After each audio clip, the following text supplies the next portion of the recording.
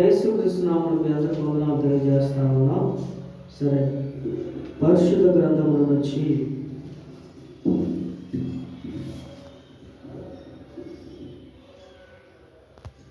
ఎఫెసీయులకు రాసిన పత్రిక 5వ అధ్యాయము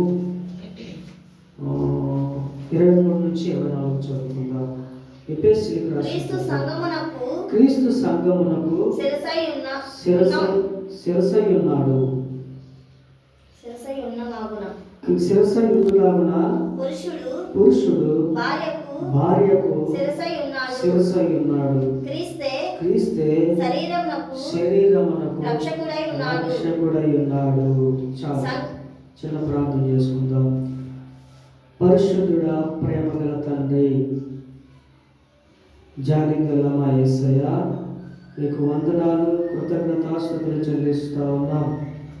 పాటల ద్వారా నేను మయపరిచి ఉన్నాం.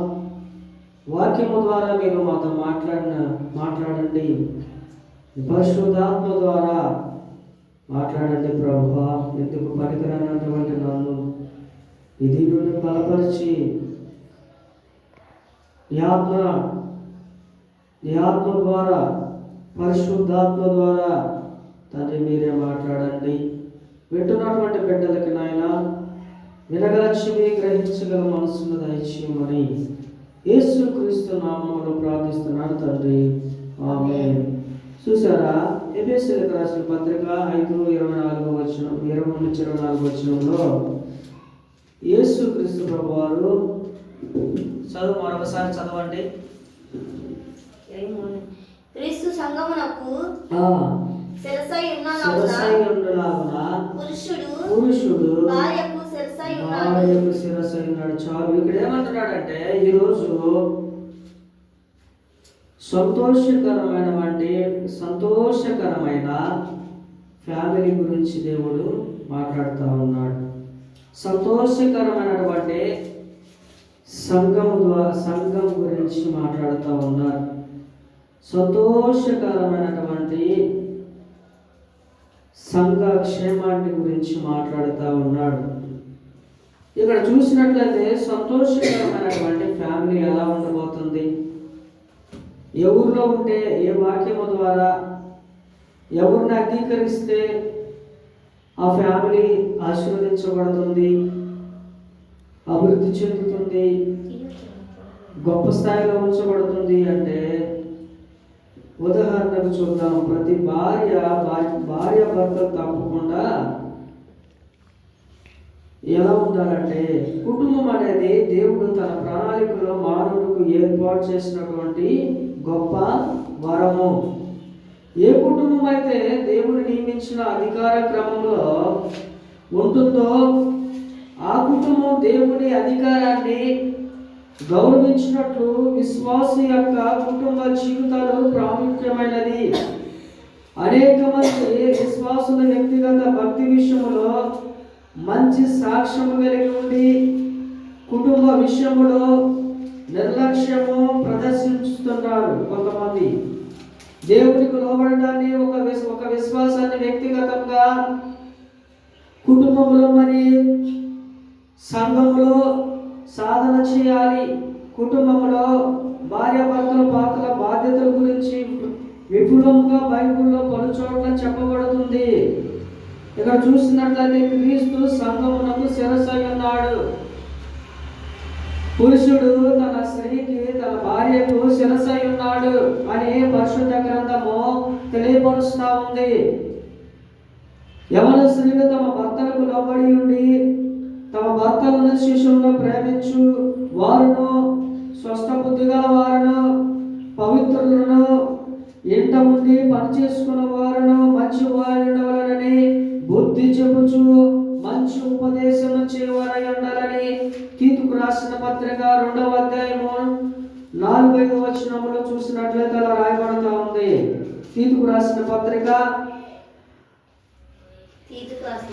2వ అధ్యాయము 4వ వచనములో చూసినట్లయితే అక్కడ రాయబడుతూ ఉంది, ప్రియ సహోదరి సహోదరుడా, యవ్వన స్త్రీలు 2వ అధ్యాయము 4వ వచనములో చూసినట్లయితే అలాగునే వృద్ధ స్త్రీలు ఆ కొండగత్తెలను కొండగత్తులను మిగుల మద్యపాన మిగులు శక్తులైనను మద్యపాన శక్తులై ఉండక ఉండగా ప్రవక్తలయందు ప్రవర్తనయందు భయభక్తులు భయభక్తులు గలవారై గలవారై ఉండవలననియు దేవుని వాక్యము దూషింపబడుతున్నట్లు యవన స్త్రీలు చాలు యవన స్త్రీలు తన భర్తలకు లోబడి ఉండాలి. పితానుభవం కలిగినటువంటి వారు మద్యపాన కొట్టువారై ఉండక తన భర్తలకి భార్యలకి లోబడి ఉండాలి.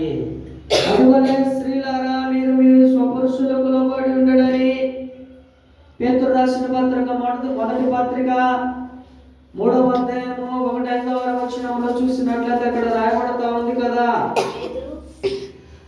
మొదటి పేతురు రాసిన పత్రిక 3వ అధ్యాయము 1-5 వచనంలో చూసినట్లయితే అక్కడ రాయబడతా, అటువలే స్త్రీలారా మీరు మీ స్వపురుషులకు లోబడి ఉండుడి. అటువలే పూర్వము దేవుని ఆశ్రయించిన పరిశుద్ధ స్త్రీలను తమ పురుషులకు లోబడి ఉండటం చేత తమ్మును తాము అలంకరించుకుని ఆ ప్రకారమే శారా అబ్రహామును యజమానుడా అని పిలిచింది. చూసారా, అబ్రహాముని తన భర్తని ఎట్లా పడితే అట్లా పిలుస్తూ ఉంటారు. ఇక్కడ పరిశుద్ధ గ్రంథం ఏమని తెలియపరుస్తుంది? పరిశుద్ధ గ్రంథం బైబిల్ ఏమని సెలవిస్తుంది? యజమానుడా అంటుంది. ఎందుకని చాలా ఉదయాన్నే వెళ్ళి చాలా కష్టచిత్తంతో ఆ సాయంత్రానికి వచ్చేసరికి పోషిస్తూ ఉంటాడు. కాబట్టి ఆ ఇంటికి ఎవరు యజమానుడు? తన భర్త యజమానుడు. తన భర్త యజమానుడై ఉండటం వలన తనను పోషించబడుతూ ఆ కుటుంబాన్ని పోషించుకుంటూ చాలా కష్టపడుతున్నటువంటి వ్యక్తి తనకి ఏమని పిలవాలి? గౌరవించి విధంగా మాట్లాడాలి. ఆ గౌరవాన్ని ఎవరు పిలుస్తారంటే దేవునికి లోబడినటువంటి వారు, స్వపురుషులకు లోబడినటువంటి, దేవునికి భయము భక్తి కలిగినటువంటి వారు తన భార్యలకు భర్తలకు లోబడి ఉంటారు. భార్య భర్తకి లోబడి ఉంటుంది. ఏమనంటున్నాడు తెలుసా? పరిశుద్ధ స్త్రీలను తమ స్వపురుషులకు లోబడి చేత తమ్మును తాము అలంకరించుకోవాలి. అలంకరించుకోవడం అంటే ఏంటి? బంగారంతో అలంకరించబడటమా? వస్త్రాలతో అలంకరించబడటమా? జడలతో అలంకరించబడటమా? ఏ చేత అలంకరించబడుతుంది అంటే వాక్యం అనే ధూపం అనేది వేసుకోవాలి. వాక్యాన్ని అలంకరించుకోవాలి. కంఠభూషణముగా ధరించుకోవాలి. దాని హృదయం అనే పలక మీద రాసుకోవాలి. అలాంటి వారు పరిశుద్ధ స్త్రీలు తమ స్వపురుషులకు లోబడి చేత తమను తామును అలంకరించుకున్నది. ఈరోజు చాలా మంది గోల్డ్ తీసుకోవడం మంచిదే, కానీ అదే శాశ్వతం అనుకుంటున్నారు. అదే ఐశ్వర్యము, డబ్బు అనుకుంటున్నారు. చాలా అలంకరమైనటువంటి దుస్తులు ధరిస్తూ ఉంటున్నారు. అది కూడా అలంకారం అనుకుంటున్నారు. కాదు సుమా. అలంకరించుకోవడం అంటే భర్తలకి లోబడి ఉండటం. అలంకరించుకోవడం అంటే భర్తను ప్రేమించటం. అలంకరించుకోవడం అంటే తమ పిల్లలను ప్రేమించటం. కుటుంబ వ్యవస్థ అనేది పరిశుద్ధ గ్రంథంలో తెలియపరుస్తూ ఉన్నాడు కదా. ఏమనంటే ప్రేమించండి భర్తలారా భార్యలని ప్రేమించండి, భార్యలారా భర్తలను ప్రేమించండి.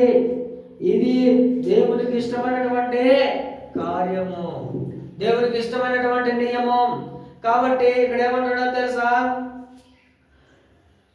కొన్ని కుటుంబాలలో మాత్రం ఇక్కడ ఏమంటున్నాడంటే అబ్రహాము యజమానుడు అని పిలుస్తుంది. శారా ఏమంటుంది? చాలు, ఆ ప్రకారమే శారా యజమానుడా అంటుంది. ఏమంటుంది? యజమానుడా అంటుంది.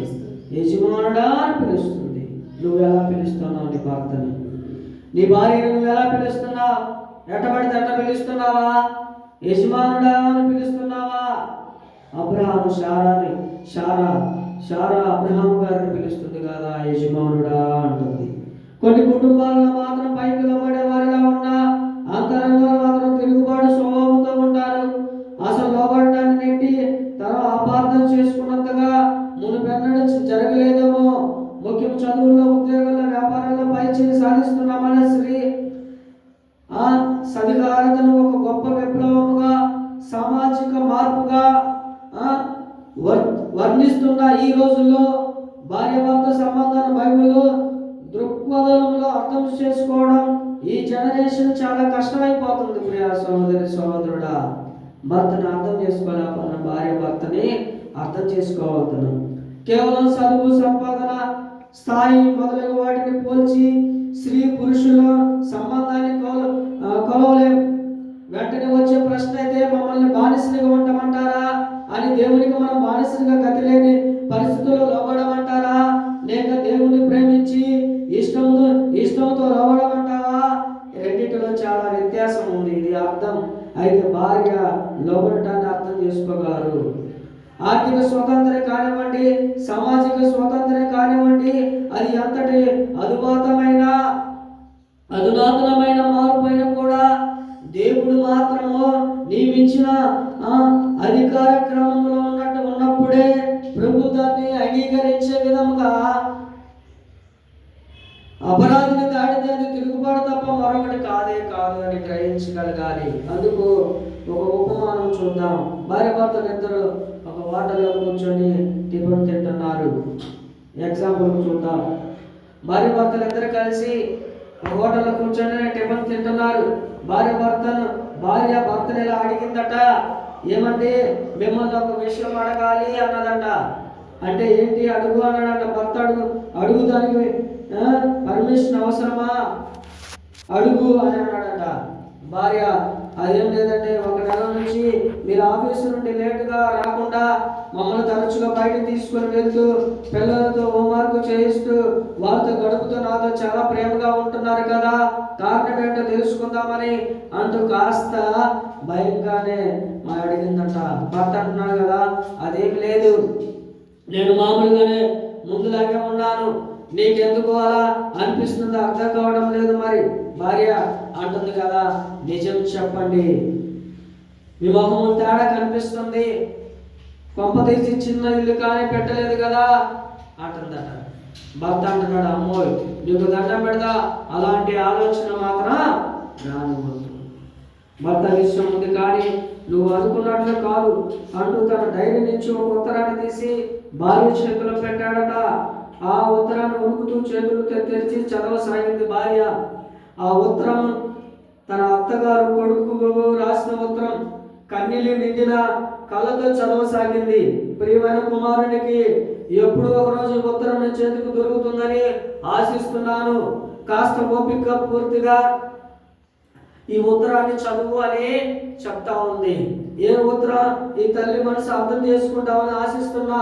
మీ నాన్నని పెళ్లి చేసుకునే దానికి ముందు నేను లెక్చరర్, పెళ్ళైన తర్వాత నువ్వు పుట్టావు. మీ నాన్నకి అదృష్టం కలిసి వచ్చింది, బాగా సంపాదించసాగారు. నీకు చెల్లి పుట్టాక నేను ఉద్యోగం చేయడం మానేశాను. మీ నాన్న చాలా బిజీ అయ్యారు. వివాహమైన 1 సంవత్సరం ఎలాంటి బాధ లేకుండా ఉన్నది. తర్వాత అన్ని ఎదురు చూపులే.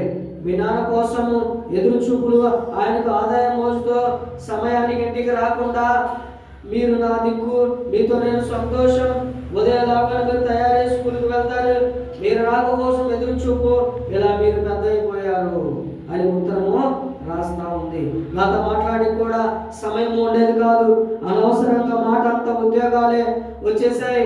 మీకు మీ ఆడబడి మీది పిల్లలైతే నాతో మాట్లాడతారేమని ఎదురు చూపు, మీరు తిరిగి ఇంటికి వచ్చేదాకా ఎదురు చూపు అని అలసిపోతా ఉంది. రాగానే అలసిపోయి భోజనం చేసి పడుకుంటారు. వంట బాగుంది కదా, బాగలేదు కదా అని చెప్పడానికి మీరు టైం ఉండదు కదా. నాన్న వ్యాపారం, నీకేమో అప్పచెప్పారు, నువ్వు కూడా బిజీ అయ్యి పోయావు. నీ చెల్లికి పెళ్లి చేశాం, తాను హాయిగా విదేశాలకి వెళ్ళిపోయింది. సంసారమే జీవితం, వారానికి ఒక్కసారి 2 నిమిషాలు మాత్రం ఫోన్లో మాట్లాడేది. ఆ ఫోన్ కోసం ఎదురు చూపు. మీ నాన్న ఆరోగ్యం పాడే ఇంట్లో ఉంటే ఆయనకు సమయాన్ని, ఆహారాన్ని అందివ్వడానికి, మాత్రలు అందించడానికి ఎదురు చూస్తూ టాబ్లెట్లు అందించడానికి ఎదురు గడిపేదాన్ని. చూసావా, నా బ్రతుకంతా ఏమైపోయింది? ఎదురు చూపులు అయిపోయింది. నా బ్రతుకంతా ఎదురు చూపులు అయిపోయింది, ముసిగిపోయింది, కొడుకున్నారు కదా, బ్రతుకున్నప్పుడు చెప్పలేకపోయాను, చనిపోయే ముందు ఈ ఉత్తరం రాస్తున్నాను. మీ నాన్నగారు ఆరోగ్యం బాగలేకుండా ఇంట్లో ఉన్నప్పుడు కూడా మాత్రలు ఇస్తావా, అన్నం పెడతావా, అవసరానికి మాట అంతే. పేపర్ చదవడానికి టైం ఉంటుంది, నాతో మాట్లాడడానికి టైం ఉండదు. మీ నాన్నకు మా సంగతి సరే, వయసులో సంపాదన మొదలు పడి నాతో మాట్లాడడానికి టైం లేదు. మీ నాన్నగారికి ఇంకా ఈ వయసులో ఇంకా అనారోగ్యము. ఎదురు చూపు ఇప్పుడు చావు కోసం ఎదురు చూపు. ఎవరి కోసం ఎదురు చూపు? ఆయుష్ ఉన్నప్పుడు, ఆరోగ్యం ఉన్నప్పుడు సంపాదన, ఆస్తి, డబ్బు, ఐశ్వర్యం సంపాదించుకోవడం తప్ప ఎప్పుడు ఎదురు చూపు తప్ప ఎక్కడ కూడా భార్యను పట్టించుకునే పరిస్థితిలో లేడు తన భర్త. ఆమె రాస్తా ఉంది కదా ఏమని, ఎప్పుడు ఎదురు చూపు. నీ కూతురు కొడుకు ఇలా ఉత్తరం రాయకూడదనే ఉద్దేశంతో ఉత్తరం రాస్తున్నాను. ఇంట్లో ఉండే ఆడవారికి కూడా మనసు ఉంటుంది, మన కోసం బ్రతుకుతుందని గ్రహించు. నేను ఎదురు చూస్తున్నట్లు నీ భార్యను బాధ పెట్టవద్దు. మనసు విప్పి తనతో అన్నింటినీ షేర్ చేసుకోవాలి. భార్య తన అమ్మగారు తన ఉత్తరము రాస్తా ఉంది ప్రయాసంలో. చూసావా, ఇదే నా చివరి కోరిక అని తన కొడుక్కి తన తల్లిగారు ఉత్తరం రాస్తా ఉన్నారు. రాస్తూ కోడలు మనవడ జాగ్రత్త, నా పరిస్థితి నా కొడుకులకి రాకుండా చూసుకో. తనకంటూ ఒక మనసు ఉంటుంది, అందులో మీరే ఉంటారు. తనే శ్రద్ధగా చూసుకోవాలని, ప్రేమ అందించాలని కోరుకుంటుందని అర్థం చేసుకో. నా కుమారుడా, మనిషిగా ముందు గుర్తించు. యాత్రికంగా జీవించాలని నాలా బాధపడుతూ ఎదురు చూపులతో కాలాన్ని వెళ్ళకోనియకు. నువ్వు ఎప్పుడు సంతోషంగా ఉండాలని ఈ తల్లి కోరుకుంటుంది. ఉంటాను ఇంట్లో మీ మంచి కోసమే నేను చెప్తున్నా మీ తల్లి అని చెప్తుంది. దయచేసి మీ కుటుంబంతో గడపండి. వారి మనసును బ్రతికున్నప్పుడే గెలుచుకోండి. యాంత్రిక జీవనానికి అలవాటు పడకండి. మీ కుటుంబమే మీకు అన్నింటిలో తోడుంటారని మరొవద్దని నా విన్నపం. సోదరుడా, అర్థమైందా? దేవుడు నీకు నాకు ఒక కుటుంబాన్ని ఎందుకు ఇచ్చాడు? భర్త కుటుంబంలో యజమానునిగా బాధ్యతగా తన పాత్రను పోషించవలసి ఉంటుంది. భర్త కుటుంబంలో తన యజమాని బాధ్యతగా తన పాత్రను పోషిస్తుంది. అలాగే సంఘం కొరకు క్రీస్తు ప్రాణము ఇచ్చినంతగా భార్యను భర్తను ప్రేమించాలి అని పరిశుద్ధ గ్రంథము తెలియపరుస్తూ ఉంది. సంఘము క్రీస్తు కొరకు ప్రాణం ఇచ్చినంతగా, ఏంటిది? ప్రాణము ఇచ్చినంతగా. సంఘం కొరకు క్రీస్తు ప్రాణం ఇచ్చినంతగా భార్య భర్తను ప్రేమించాలి, సన్మానించాలి అని వాక్యము సెలవిస్తుంది. అటువలే పురుషులారా, జీవనములు కృపావరములు మీ భార్యలు మీతో పాలువారు ఉన్నారని 1 పేతురు రాసిన పత్రిక 3వ అధ్యాయము చూసినట్లయితే అక్కడ రాయబడతా ఉంది కదా. చెప్పండి. 1 పేతురు 3వ అధ్యాయము 7వ వచనం. 3 అటువలే పురుషులారా, జీవమును కృపావరములలో మీ భార్యలను మీతో పాలువారి ఉన్నారని ఎరిగి ఎక్కువ బలహీనమైన ఘటమైన భార్యను సన్మానించి మీ ప్రార్థనలకి అభ్యంతరం కలగకుండానట్లు మీ జ్ఞానము చొప్పున వారితో కాపురం చేయండి. మీ భార్య బలహీనమైనటువంటి ఘటం అనేది భార్యను సన్మానించి ప్రేమించి, బలహీనమైనటువంటి ఘటం అనేది భార్యను ప్రేమించి, బలహీనమైనటువంటి ఘటమైన భార్యను సన్మానించి ప్రేమించి భార్యలతో కాపురము చేయుడని పరిశుద్ధ గ్రంథము తెలియపరుస్తుంది. ఎట్టబడితే అట్ట మాట్లాడకూడదు. ఒకరి పట్ల ఒకరు ప్రేమ అనురాగాలు కలిగి ఉండాలి. భర్త ఏం చేస్తుందంటే భార్యకు లోబడాలి. ఒకనొక సందర్భంలో భర్త కూడా భార్యకు లోబడాలి. ఎందుకంటే పరిశుద్ధ గ్రంథం తెలియపరుస్తుందిగా, క్రీస్తు ఎవరికి శిరస్సు? పురుషుడికి. పురుషుడికి ఎవరి శిరస్సు? స్త్రీ. కాబట్టి ఎలా ఉండాలి? పురుషుడు క్రీస్తు ఎలా ఉన్నాడో, క్రీస్తుని ఎలా ధరించుకుంటున్నాడో అలాగే స్త్రీ కూడా ధరించుకోవాలి. క్రీస్తు యొక్క వాక్యం ద్వారా ధరించుకోవాలి.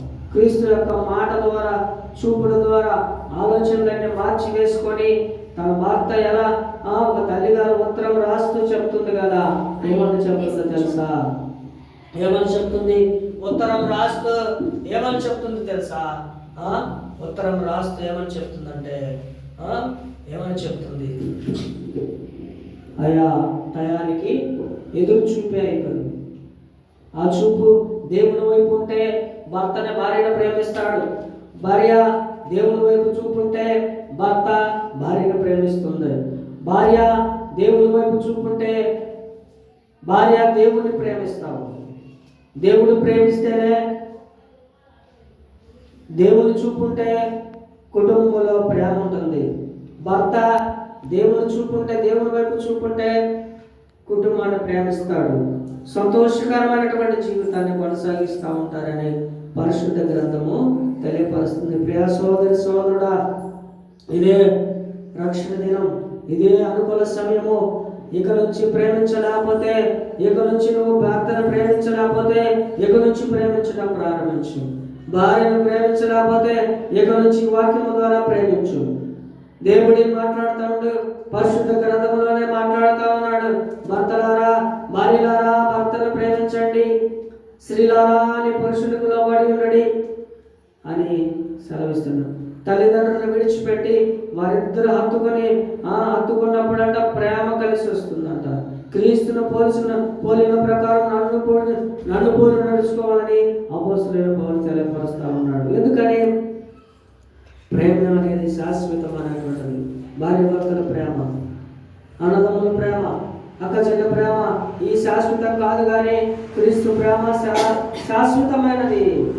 కాబట్టి అలా ఉండాలని దేవుడు కోరుకుంటున్నాడు. అలా ఉండాలని దేవుడు కోరుకుంటున్నాడు. అలా ఉండాలని దేవుడు కోరుకుంటున్నాడు. అలా కోరుకోవాలంటే మనము సంఘమంతా కూడా ఐక్యత భావము కలిగి ఉండాలి, ప్రేమ కలిగి ఉండాలి. క్రీస్తు మాటలు ధరించుకుంటున్నానని నువ్వు కుటుంబంలో అవన్నీ కూడా, ఆ మాటలన్నీ కూడా పనిచేసే విధంగా ఉండాలి ప్రియ సహోదరి సహోదరుడా. కాబట్టి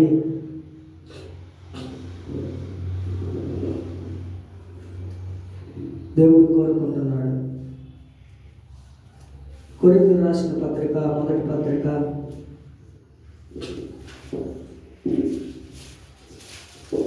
కొరింథీయులకు రాసిన మొదటి పత్రిక 11వ అధ్యాయం 23వ వచనం మనము చదువుకొని ఆరాధన చేద్దాం. ఆరాధన దేవుని శరీర సంబంధమైనటువంటి రొట్టె, ద్రాక్షారసం, యేసు రక్తం ప్రతి పాపము నుండి మనల్ని పవిత్రులుగా చేయగలిగింది. యేసు రక్తం ద్వారా సాదృశ్యమైనటువంటి ద్రాక్షారస పాత్ర గురించి మనం ఇది ఈరోజు మనము ఆరాధన చేద్దాం. నేను చదువుతాను. కొరింథీయులకు రాసిన పత్రిక, కొరింథీయులకు రాసిన పత్రిక మొదటి పత్రిక 11వ అధ్యాయము 23వ వచనంలో చదువుతాను. కొరింథీయులకు రాసిన పత్రిక మొదటి పత్రిక చదువుతాను.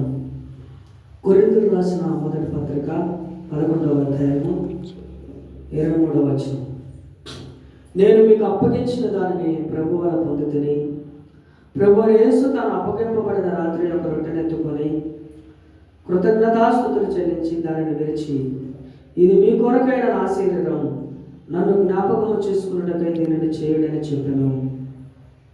ఆ ప్రకారం భోజనమైన పిమ్మట ఆయన పాత్రను ఎత్తుకొని, ఈ పాత్ర నా రక్తం వలన కొత్త నిబంధన, మీరు దీనిలోనే త్రాగునప్పుడల్లా నన్ను జ్ఞాపకము చేసుకున్నట్టుకై దీనిని చేయడని చెప్పాను. మీరు ఈ రొట్టెను తిని ఈ పాత్రలను త్రాగునప్పుడల్లా ప్రభు వచ్చు వరకు ఆయన మరణమును ప్రచురం చేతురు. కాబట్టి ఎవడు అయోగ్యంగా ప్రభు యొక్క రొట్టెను యోగ్యంగా ప్రభు యొక్క రొట్టెను తిన లేక ఆయన పాత్రలను త్రాగునో వాడు ప్రభు యొక్క శరీరమును గురించి రక్తమును గురించి అపరాధియగును. కాబట్టి ప్రతి మనుష్యుడు తను పరీక్షించుకోవడం వలనని ఇలాగ చేసి ఆ రొట్టెను తిని ఆ పాత్రలను త్రాగవలెను. ప్రభు శరీరం వివేచింపక తిను త్రాగవాడు తనకు శిక్షా విధి కలుగుటకే తెలియదు తాగుచున్నాడు. ఇందువలనే మీలో అనేకులు బలహీనులు రోగులై ఉన్నారు, చాలా మంది నిద్రించుచున్నారు. అయితే మనం విమర్శించుకునే యెడల తీర్పు పొందకపోదుము. ప్రియ సోదరి సోదరుడు, అందరూ కళ్ళు మూసుకోండి. చిన్న ప్రార్థన చేసుకొని ముగించుకుందాం. చిన్న ప్రార్థన ప్రార్థన చేసుకుని ఆరాధన లేక ప్రియ సోదరి సోదరుడు, యేసయ్య నీ కోసం నా కోసం 2025 సంవత్సరాల క్రితము మన కోసం ఈ లోకానికి జన్మించి ఉన్నాడు. ఈ నూతనమైనటువంటి 2026 సంవత్సరంలో ఈ జనవరి నెల మొదటి ఆదివారంలో ప్రవేశపెట్టాడంటే ఆయన మనకున్నటువంటి మన మీద ఉన్నటువంటి ప్రేమను బట్టి ఎంతో ప్రేమను చూపిస్తున్నాడు కదా. భర్తలారా భార్యను ప్రేమించండి, భార్యలారా భర్తలను ప్రేమించండి, వారికి లోబడి ఉండండి. భర్తలారా భార్యను సన్మానించండి, ప్రేమించండి. క్రీస్తుని ఎలా ప్రేమిస్తున్నాడో మీరు కూడా భార్యను ప్రేమించండి. సంఘానికి శిరస్సు క్రీస్తు అయితే పురుషునికి శిరస్సు భార్యకు శిరస్సు ఎవడు? భర్త. ఒక్కసారి ఆలోచన చేయండి. భార్య భర్తలు కూడా ప్రేమ కలిగి ఉండండి. కష్టపడి సంపాదిస్తూ ఆస్తి ఐశ్వర్యాన్ని సంపాదించుకుంటూ కూడబెట్టుకుంటున్నప్పుడు కుటుంబంలో సమాధానం ప్రేమ లేనప్పుడు ఆస్తి డబ్బు ఐశ్వర్యం అన్నీ కూడా వేస్ట్. ఎందుకంటే ఇప్పుడే ఒక తల్లి గారు తన కుమారుడికి ఉత్తరం రాస్తా ఉంది. నా జీవితం మొత్తం కూడా ఎదురు చూపే, నా భర్త ఎక్కువ ఉదయం పోయి సాయంత్రం కాలం వచ్చేసరికి ఎదురు చూపే, సంపాదన సంపాదించాడు. కానీ ఇప్పుడు అనారోగ్యం పాలైపోయి మంచాన పడి టాబ్లెట్లు వేసుకుంటూ ఇంకా ఎవరి కోసం చూపు చూస్తున్నాడు తెలుసా? చావు కోసం చూపు చూస్తున్నాడు అని తన తల్లి తన కుమారుడికి ఉత్తరం రాస్తా ఉంది. కుమారుడు చదువుతా ఉన్నాడు, అయ్యా నా పరిస్థితి నా కోడలికి రాకూడదు, నువ్వు వారితో ప్రేమగా ఉండు, ప్రేమించు అని చెప్తా ఉన్నాడు. మరి నువ్వు ఎలాంటి పరిస్థితుల్లో ఉన్నావు ఒక్కసారి పరిశీలన చేసుకోవాలి. ప్రార్థన చేద్దాం. పరిశుద్ధుడా, ప్రేమ నమ్మకమైనటువంటి తండ్రి, నీకు స్తోత్రాలు. ఇప్పటి వరకు నాయన పాటల ద్వారా వాక్య సందేశం ద్వారా మీరు ఇచ్చినటువంటి సందేశాన్ని బట్టి స్తోత్రాలు. విన్న ప్రతి ఒక్క బిడ్డ నాయన వ్యర్థం తీసుకోకుండా అర్థమైన రీతిలో జ్ఞానం దయచేయండి. రక్షణ లేని బిడ్డలకు రక్షణ దయచేయండి ప్రభు. మారు మనసును దయచేయండి ప్రభు. పాప క్షమాపణ నిమిత్తం నాయన యేసుక్రీస్తు నామములోనికి బాప్తిసంలోనికి రావడానికి సహాయం చేయండి. విన్న వాక్యము అర్థమైన బిడ్డలకి బోధించామని నమ్ముతున్నాం. జ్ఞానము దయచేయండి, గ్రహింపు ఇచ్చామని నమ్ముతున్నాం. సహాయం చేయమని ప్రార్థిస్తున్నాం తండ్రి. ఆరోగ్య సమస్యలు అనారోగ్య సమస్యలు బాధపడుతున్న బిడ్డలకి మంచి ఆరోగ్యం దయచేయండి. ఆర్థిక ఇబ్బందులు సతమవుతున్న బిడ్డలకి మంచి ఆర్థిక ఇబ్బందుల నుంచి తప్పించండి. అప్పు సమస్యల నుంచి తప్పించండి. వృద్ధాప్యంలో బిడ్డలున్నాయా తల్లిదండ్రులు చక్కగా చూసుకోవడానికి సహాయం చేయండి. రకరకాల పనులు చేసుకున్న బిడ్డలు దీవించి ఆశీర్వదించమని యేసుక్రీస్తు నామములో నాయన ప్రార్థిస్తున్నాను. ముందున్న ఆరాధన మీరే తెచ్చుకోమని శరీర సంబంధమైనటువంటి రొట్టె ద్రాక్షరసమైనటువంటి రసపాత్ర గురించి ప్రార్థిస్తా ఉన్నాను. మా కోసం నాయన సిలువలో బలి అయినటువంటి దేవా, మా కోసం నరకటమైనటువంటి దేవా, మా కోసం నాయన అయ్యా రక్తాన్ని చెల్లించినటువంటి దేవా, ఆ రక్తం ద్వారా మా పాపాన్ని విమోచించిన దేవానికి స్తోత్రాలు చెల్లిస్తూ ప్రభువా యేసుక్రీస్తు నామములో నాయన మీ యొక్క హస్తాన్ని మా మీద ఉంచి నాయన ఆరాధిస్తున్నాము. మా ఆరాధన తులసి మీకు నాయన సహాయం చేయండి ప్రభువా. మొదటి వారంలో నాయన అయ్యా మాకు ఇచ్చినటువంటి అవకాశాన్ని బట్టి స్తోత్రాలు చెల్లిస్తూ మీరు తోడుగుండి నీకే మహిమ ఘనత ప్రభావాలు చెల్లిస్తూ యేసుక్రీస్తు నామములో ప్రార్థించి వేడుకుంటున్నాము తండ్రి. ఆమేన్. ఆమేన్.